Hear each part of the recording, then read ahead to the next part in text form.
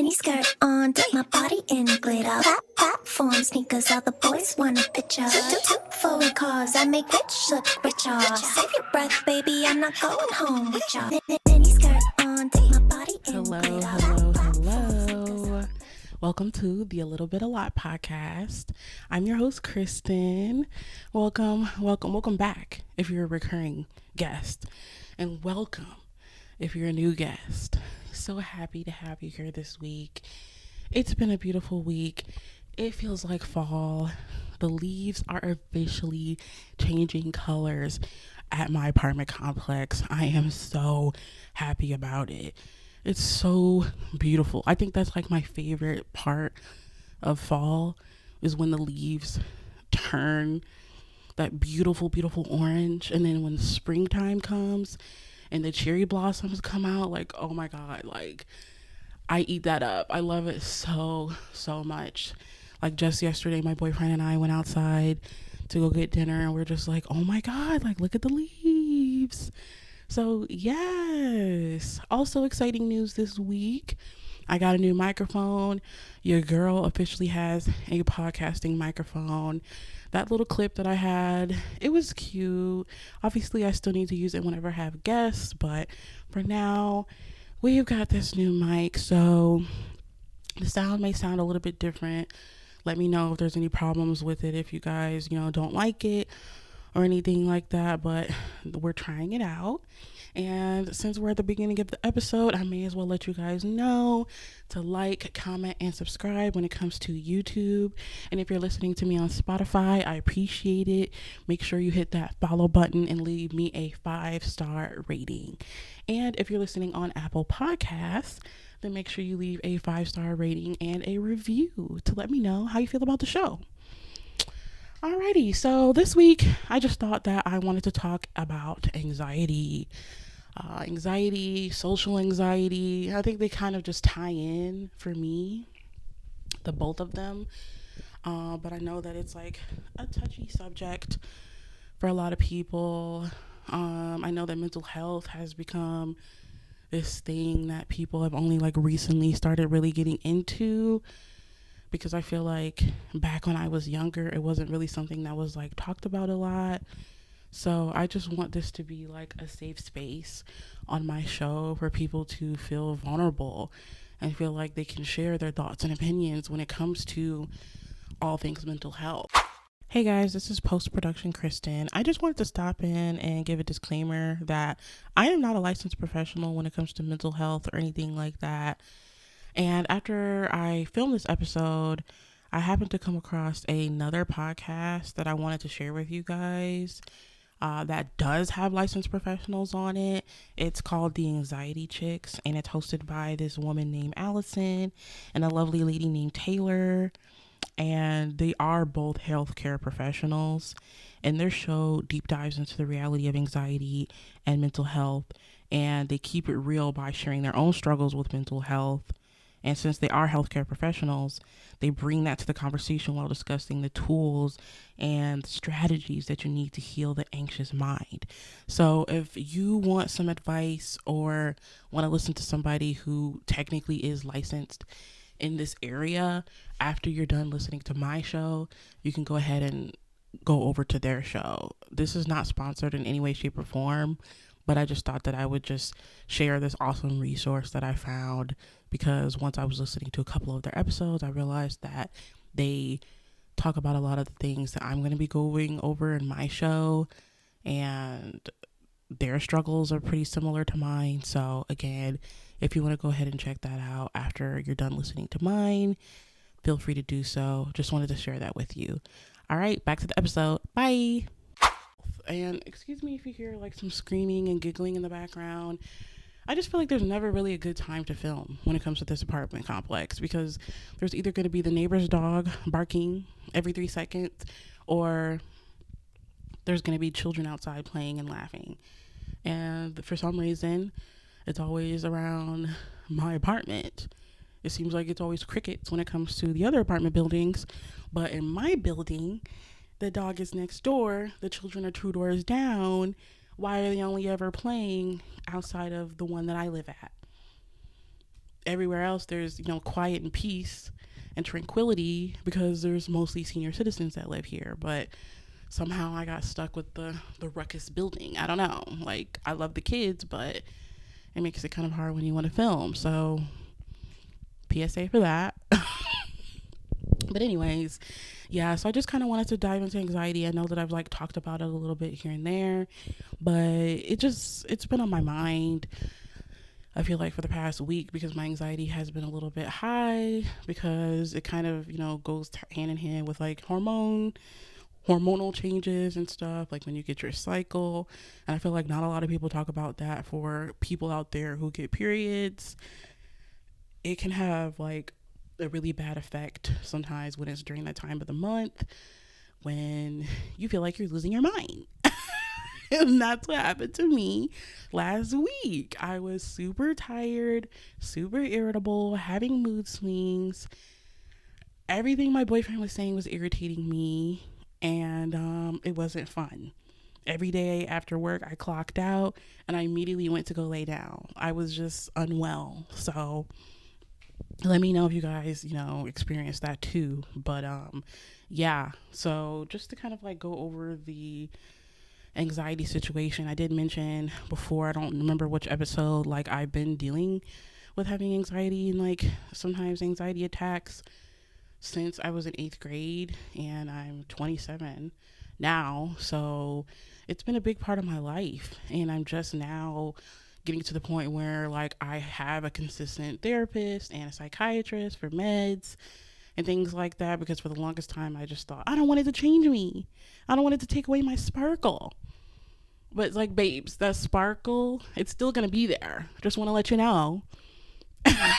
It's still gonna be there.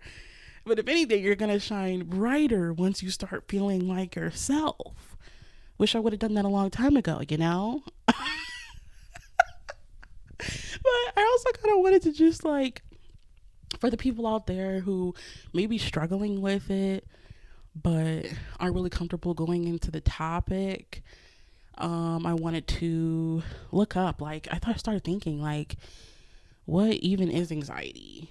And when I did my research, I think the first definition that I saw that's in the dictionary states it as a feeling of worry, nervousness, or unease. Oops, sorry. My iPad's acting stupid. A feeling of worry, nervousness, or unease, typically about an imminent event or something with a uncertain outcome. And I felt like that was a really good description for it, because, oh my gosh, like, that's truly what it is for me. Feeling worry, nervous, and uneasy. And half the time, it doesn't have to be typically about an imminent event or something with an uncertain outcome. It could just be waking up and you have nothing scheduled, and for some reason you're like, why do I feel worried? Why do I feel uneasy? And you just can't really describe it. And a lot of times I feel like I always get hard on myself, because I'm just like, okay, like, nothing's wrong. You know what I mean? You have a great life. Like, you finally graduated college. You've got a full-time job. You're able to pay your bills. You finally have your own apartment. Life is great with your boyfriend. Things are good with your family. Like, why can't you get it together? But it is what it is. Like, that comes with the condition. You are going to feel worried. You are going to feel nervous. You are going to feel uneasy. And sometimes you can't really control it, because, like, that's the cards that anxiety deals with you with. So it's tough. It's tough. And then it's like, I don't know. I just been kind of thinking this week, since I was struggling, like, where did my anxiety even start? Like, what examples did I have of anxiety growing up that I feel like I took on? And I think it's mainly because, like, it's something that my mother suffers with. Her being anxious, I feel like, kind of like naturally rubbed off on me and my sister. And the earliest memory that I could think of with my mom being anxious was whenever, like, my dad would take out the trash.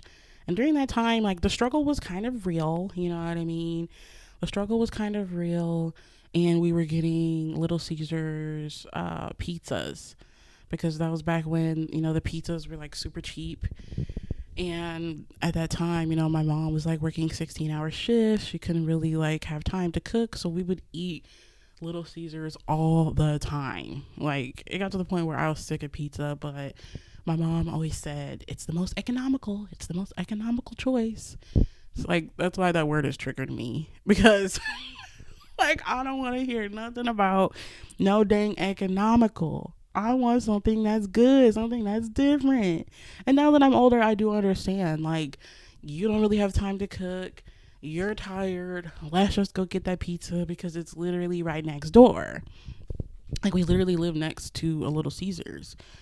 But then my mom would always get anxious and just be like, oh, I don't want the neighbors to like judge, how often we're eating pizza in the trash.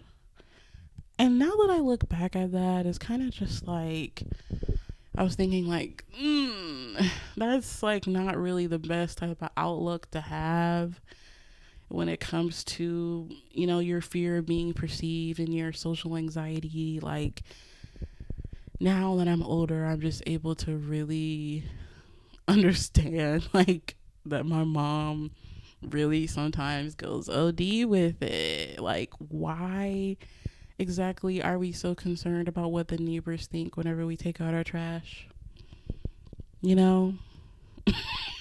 And I had to like realize, like, when I was talking to my boyfriend who didn't even know anything about mental health or anxiety or depression or anything like that when we first met, and he's just like, yeah, like, I don't think that's like, the normal response. Like, people usually aren't worried about what people think about them like that much, to the point where you're concerned about what the neighbors will think about your trash, the trash at the curb. Like, I don't know. And it's like, even now, like, she doesn't like to park in front of the apartment building. She'll like park like way over to the side or in the back because she doesn't want people to look at her. And I feel like that's also like negatively impacted me, because there's some days where, like, if I'm just feeling anxious or nervous, I don't want people to see me either. Like, I don't want people to perceive me. And it got to the point where, like, even with my therapist, I had to talk about it.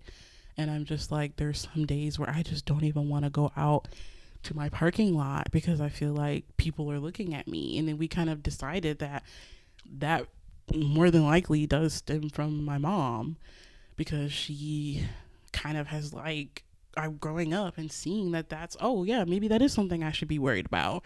And then you pick that up. So it just got to the point where, like, during lunchtime when I would go get my lunch or go to the grocery store, now I'm all of a sudden like worried if the neighbors are going to be judging how often I'm going out to eat or how often I have to go to the store. And my boyfriend's always just like, they don't know you, they don't care, like, nobody cares. But in my mind, growing up, I was taught that these are things that you should be concerned about. Like, these are things that should be on your mind. So we had to like come up with like coping mechanisms for me. So if I am kind of feeling nervous, I'll have like an AirPod in my ear and just like playing music as I'm walking from my front door to my car. So that way I'm not so focused on like who's out here, who could be looking at me, things like that. And it's just, I don't know. I was just thinking about it. Like, it just sucks that that's even something that I even have to do, and that I even have to have like a toolbox of like coping mechanisms on days that I'm feeling anxious about that. Because I think that when you think about it, it just feels like this feeling of guilt and shame, and you're just like, why can't I just be normal? But I have to just remember that, like, these are things that I have to unlearn, and it's gonna take time for me to grow out of that. But yeah, so that's like one big, I feel like, discovery that I had recently when it came to kind of unpacking why it is I worry about these things that like most people don't worry about. So it's like, it feels very isolating, and I just wonder, like, does anyone else out there, you know, any one of my viewers, like, do any of you suffer with that? Like, or can you relate in any capacity? Um, and I think about, like, when it comes to my social anxiety, it also, I feel like, makes me compare myself to others and, like, always constantly, like, shoot for success and, like, perfectionism. So that way other people can perceive me as, like, she's got it all together and she's got it all figured out. When in reality, like, that's not the truth. And I also, like, severely suffer from imposter syndrome when it comes to, like, my professional career. And I think that I was reflecting about this recently, where I started my first, like, quote unquote big girl job, you know, in the office in 2018 after I graduated and got my degree. And I'm just like, okay, this is it. Like, I'm officially going into the office. I'm officially going to have my cubicle. And it was really, really scary because once I got down there, I felt like it was just so almost claustrophobic feeling, the social anxiety that I would get, because it just all felt like it was way too close and, like, way too, like, open at the same time. Like, the way that our cubicles were set up, all of the cubicles are, like, right next to each other. And of course, I got the cubicle that was, like, behind one where I didn't even have a back wall, and mine was literally, like, when you walk into the room and you turn, you immediately see me because I didn't even have, like, a wall behind me. And I remember that was, like, my worst nightmare because I'm just like, anytime anybody comes into this area, they're gonna immediately see me.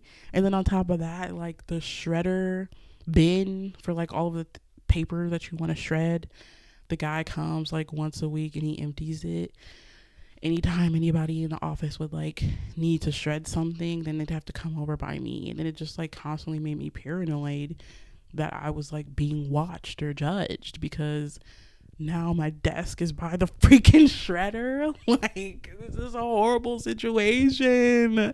Like, I just want to be able to be tucked away in a corner cubicle where, like, nobody can see me, because a couple of my coworkers were fortunate enough to have that over on the other side. And I'm just like, of course I get the one where it's everybody can see me. I don't have a privacy wall like everybody else. It feels like it's way too open. I'm way too exposed. And then on top of that, my manager at the time, her office was behind me. So it's like when she would look out her office wall, if her blinds were open, her office window, and if her blinds were open, she could see what I was doing. And I'm just like, oh my God. It was so hard for me to deal with.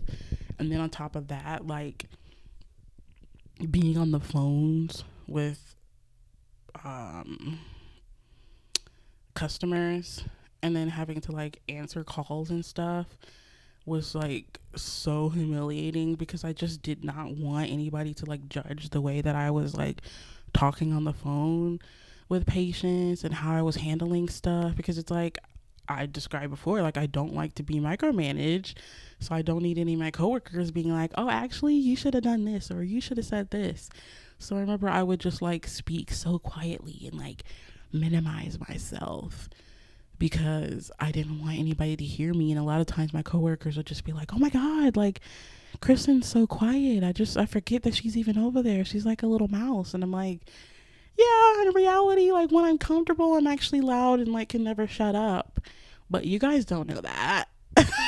You know, like, you don't know that because I don't want you to hear anything that I'm saying. And that was so hard. And then it got to the point where, like, my anxiety would just get so bad when it came to this job because there was so much to learn at such a quick pace. And then on top of that, like, I always felt like I was just an idiot if I didn't get it right away. So then that made me have more anxiety. So now I'm having pressure about doing the job well, what my coworkers think of me, because on top of that, it was, like, kind of a toxic environment because whenever somebody would leave their cubicle or go to lunch, and they would race over and be like, oh, let's just say a fake name, for example, Glenda, Glenda, she didn't do this, that, and the other. So then it made me paranoid because I'm like, okay, like, are you guys talking about me when I leave too? So now I especially feel like I gotta be on point. I can't make any mistakes. I don't really want to talk too loud so you guys can hear me and judge me. And then it was just too much. And then anytime I would have like an interaction with like any of my coworkers, I felt like I would come home and I would just take a shower and like disassociate. And I knew that that was like something like time for me to like really do something about this, because there's no reason why I should be off the clock and then going home and then constantly thinking about, oh man, what was that thing I said during lunch today? Oh, that was so stupid. I could have said this, or I should have said that. And it's like, I think that a lot of times that can be something that is like so debilitating when it comes to anxiety, is like you constantly replaying over and over what you should have said, what you could have said, what you could have done. And then it just makes you also like think about like, oh, well, maybe they're going to fire me, or, oh, I forgot to do this. And it's like, it just becomes like every fiber of your being at that point, all of like the consuming negative talk. So that was something that I felt like I really struggled with as well. And it just got to the point where like I had to kind of just tell myself like, you're fine. Like, it's not that serious. No matter what, people in the office are going to have something to say. And when it comes to company culture, I think at the end of the day, no matter what you do, is never going to be good enough. Let's be real. Let's be real. I that's just the conclusion that I come up with. So it's like all I can do is just be happy with what I've done and just hope that it's okay for my employer, and have to remember at the end of the day, the only opinion that matters is my manager's and what I think about myself. So I was able to kind of like do better with that. But man, like that was a really, really tough time. Like it's really hard to think about all of the times that I feel like I've suffered kind of in silence because I was just so worried about what other people thought about me. And I was just so worried about like coming across as like I said earlier, this perfect person, when in reality, like, nobody's perfect. And lately I've been like on Instagram, and I found this really nice account that I wanted to share with you guys. It's called, let me pull it up. Thrive Anxiety Solutions. I'll have to tag it in the description so you guys can follow it. But this lady has like helped me so much with just even like understanding the feelings that I have and how to like process them. And one of these things that she shared on Instagram says high functioning anxiety, which I feel like I have, because it's like I'm able to kind of just go through the motions and do what I gotta do, but the entire time I'm just like feeling awful. So this post says high functioning anxiety can make it hard to, one, make decisions without massive self-doubt and overthinking.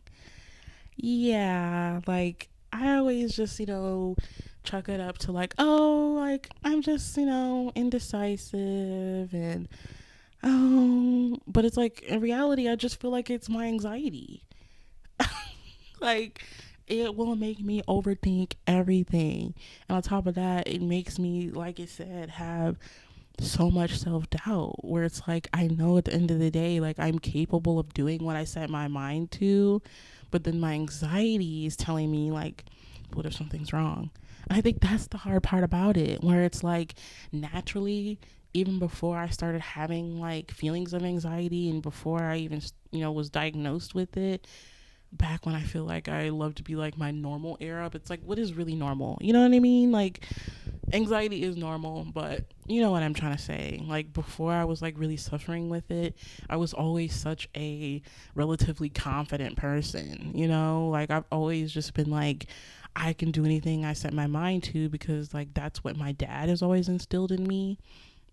And he's always just been like, you know, be better than them, rise above. Like so I've had like that light poured into me as far as like my dad is concerned. So I think that confidence like translated, but then once anxiety came into the situation, she's just like that devil on your shoulder that's like, but maybe you aren't that girl. And you're just like, it's you versus you. So then that can create that self doubt. So it's like with that, when that's as far as that's concerned, yeah, I agree. Also, high functioning anxiety can make it hard to be vulnerable and let others know when you're struggling. When I read that, that one hit me hard too, because that is something that I feel like took me so long to do, to even like finally be like, okay, girl, like you might need to talk to somebody. Because I always just felt like, nope, I gotta be a baddie. I gotta be strong. Nothing's wrong with me. I can just push through. But then you just end up getting like swallowed up in your own thoughts. And that's not good. Like, I've learned that like it is okay to ask for help. Like, it is okay to let others know that you're struggling, you know? And it's like, once you do open up, I think that it's worth it because at the end of the day, it's like, it's only gonna benefit you, you know. And I think that that was one thing that I had to like really realize is like I have to start doing things that benefit me rather than just trying to avoid it. And I think that when it comes to anxiety, it's something that's always trying to tell you that you shouldn't be vulnerable, that you should just keep it in because there is that shame and there is that self-doubt. But you know, with time I've learned like you can be vulnerable when it comes to the right places and the right people and the right time. So yeah. And then it also says high functioning anxiety can make it hard to say no, set healthy boundaries, and prioritize yourself without feeling guilty. That is a big doozy for me, and that's one thing that I feel like I've really been working on in therapy. Saying no, because then you have that guilt, that people pleaser in you always wants to say yes. But one thing my therapist always told me, you can't make a crisis for somebody else's crisis. And once she told me that, I was like, what? Like, that's tea.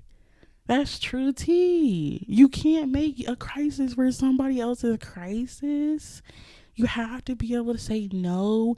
You have to be able to set boundaries without feeling guilty. Like, believe me, I know that it's like easier said than done, but ultimately it's worth it. You have to be able to like learn to not spread yourself so thin for others and put yourself as that priority, because you have to take care of yourself.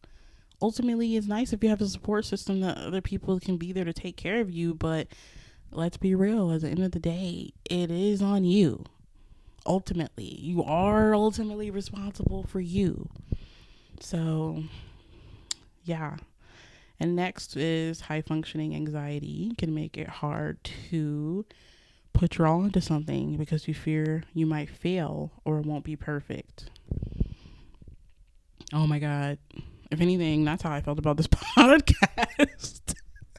Like, it took me so long because it's like clearly I have so much that I want to say, so many thoughts I feel like I want to get out, almost kind of like a journal, and just like it's just an easy way for me to be able to just chill and like process all of these feelings.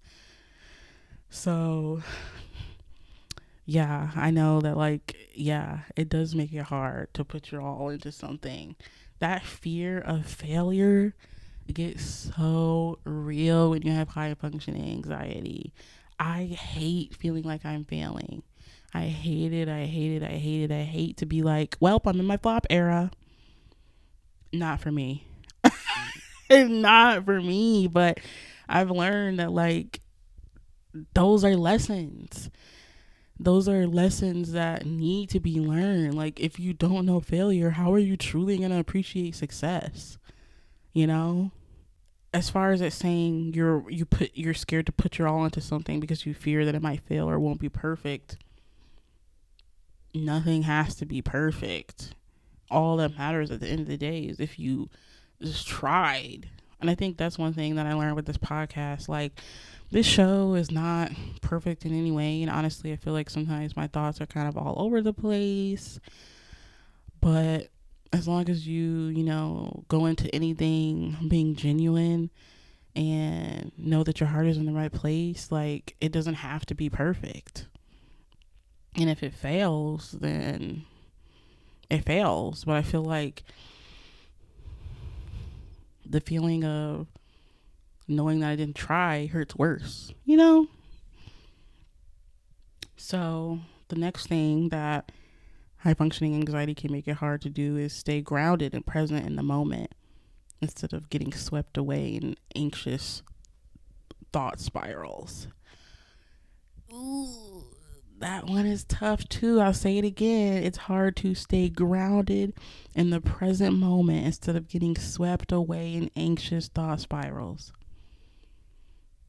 I know a little something about that, believe me. I feel like a lot of times, like, when I'm left to myself, I can tend to be like that too. Like, when my boyfriend and I are in the car, he'll be like playing music, and then sometimes it's like I disassociate and I look out that window, and then I just start like going into a like thought spiral about something that's worrying me. So it's like, yeah, that is definitely something that like I still am actively struggling with, to be able to just stay in that moment and not constantly think about, oh, I gotta do this, or I gotta do this, or I should have done this, or I should have done that, instead of just enjoying the ride. I'm outside, the sun is shining, we're playing our favorite music, and I'm thinking about this, that, and the other. Like, no. That's been something that I've really been trying to work on, and I'm just like so thankful and appreciative for my boyfriend too, because he tries to like kind of catch me and like pull me out of those moments. So yeah. And another thing that she put on here is that high functioning anxiety can make it hard to be spontaneous and go with the flow when there's a last minute change in plans. Woo! That one gets me too. I feel like if I didn't plan it, I shouldn't do it. Because if I try to be spontaneous and something happens and I didn't plan it out, then that's my fault, because I should have thought about every possible thing that could have went wrong. That's not good, guys. You know what I mean? Like, it's not good. Last minute change of plans are okay. And if something happens, and it's like, that's just the risk you take. So I totally get that one too. And the last slide is high functioning anxiety can make it hard to truly relax without busying yourself with distractions or overworking. Oh my God. I truly feel like that is something that I, again, am still working on. Like, especially when it comes to like podcast stuff, like when I'm supposed to just be relaxing and present with my boyfriend, but then I start like, oh well, maybe I could edit this clip, or maybe I could do that. It's not that serious, you know.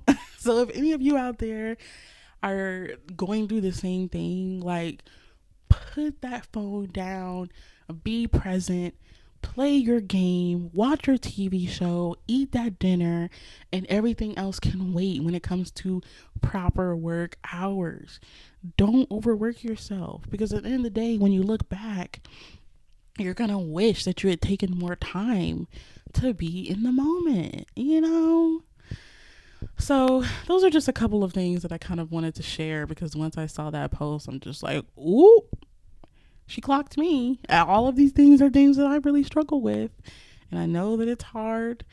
So, but ultimately, I think the biggest thing when it comes to anxiety is like being able to acknowledge that, like, yes, I am struggling with this, because the more that you live in denial about it, the harder it is to process. So having pages like this like really help me feel seen and like safe and understood. So yeah, at Thrive Anxiety Solutions, I appreciate you. You're a real one. I also feel like affirmations help me as well whenever I'm feeling like super anxious. And like one coping technique that I've kind of talked about in therapy was look at the facts. So a lot of times if you're like telling yourself, oh, I suck, I'm not doing this, and that, and the other, it's like, look at the facts. Like, you got a good, review in your last job rating. What's it called? Like, end of the year review. Like when your manager has to like, go over everything with you, and it's like, okay, I got good comments, so I'm safe, I'm good. It's like the more times like you ground yourself in that moment and you just look at the facts, you can kind of be like, okay, like, yeah, everything else is saying that I should be fine. So that's just the anxiety's lying to me, you know? And one thing that I really liked about the Thrive Anxiety Solutions page is that she had a page specifically for social anxiety. A post, specifically for social anxiety. And it says affirmations for social anxiety. And I just thought that this would be something that I could kind of share at the end of the episode.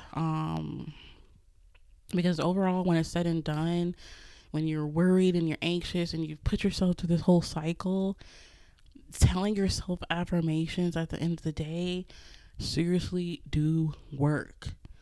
So one of the affirmations says, I can show up authentically and know that I am enough. Another one says, I have valuable contributions to add to the conversation. That's a golden nugget, because a lot of times, your anxiety will tell you that you don't have valuable contributions to add. And, oh, my thoughts are just silly. Oh, my thoughts are just, not really important. Oh, it's just not really anything. But it's like, no, like, you are worthy. Your thoughts and opinions are valid, and you can add to the conversation. So the second that I started telling myself that, I was able to add more to the meetings at work and really kind of like, join in on the teamwork and realize that like, oh, like these are things that they want to implement, and those are my ideas that are actually going to help, our workflow. And it's a nice feeling. So remember to tell yourself that more next time you're feeling anxious, because that's what I do. Another affirmation for social anxiety is, I am safe to socialize even if I feel some anxiety.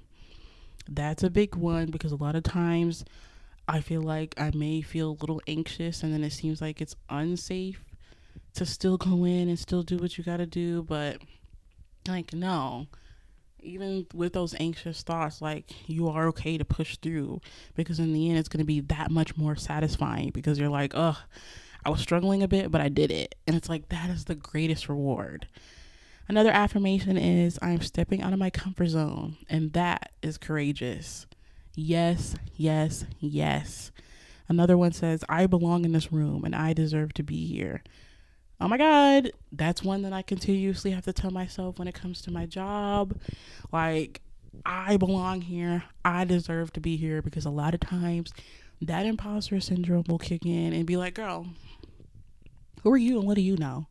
And you have to clap back and be like, I'm that girl and I know a lot. Thank you. And the last affirmation for social anxiety that she shared on the page says, I choose to accept and love all of me. And I think that's one big banger that I want to end this episode out with. I choose to accept and love all of me, even the anxiety, because for the longest time, that is a part of myself what I chose not to accept and not love, because I thought that was just like, oh, that's just a part of me that's just so stupid and silly and irrational and dumb, and all that part of Kristen does is get in the way. But it's like, no, she's just scared. It's really just your inner child telling you that you feel unsafe. And it's a job every single day to remind her or him or they, whatever you go by, that it's okay. And I think that that's something that a lot of people don't really think about. Like, you have to make that conscious decision every day to tell your inner child that you are worthy of love, that this part of yourself is okay because it makes you human. Like, if you weren't nervous or you weren't scared, then it's like, what kind of person would that make you? You wouldn't be able to be compassionate. You wouldn't be able to have concern for others. So why shouldn't you be able to have, passion and concern for yourself? You know? So yeah, overall, it's just, I mainly wanted to come on and kind of just talk about what's been on my mind, the few little bullet points that I had that I was thinking about this past weekend when I was kind of, recovering from my anxiety ridden week, and how I was able to make myself feel better with that Instagram page. Like, I just love, the fact that ever since I made my new page for the pod, I have like so much more positivity on my feed. Like, no offense to the shade room on my personal page, but it's like, that's exhausting keeping up with like all of that negativity. But it's like the second that I made my page for my Instagram for the pod, it's like I got nothing but positive quotes on the TL, pages like this that give you affirmations for social anxiety, that constantly let you know it's okay to not be okay. And it's like, it's just been so much easier for me to be able to like reflect and have like positive, thought processes to get me out of those like dark times now, because I have like more resources to be able to go to that I didn't even know were out there. So if you're feeling up to it, go ahead and follow that page. And you can also follow the podcast at a little bit a lot podcast on Instagram. I always share, cute little encouraging things that I see on there. You can also follow me on TikTok at a little bit a lot podcast. Same thing over there. Yeah. So we're gonna roll into the favorite thing of the week. My favorite segment. Favorite thing of the week. Favorite thing of the week. My favorite thing of the week is the new song Baddie by Maya the Don.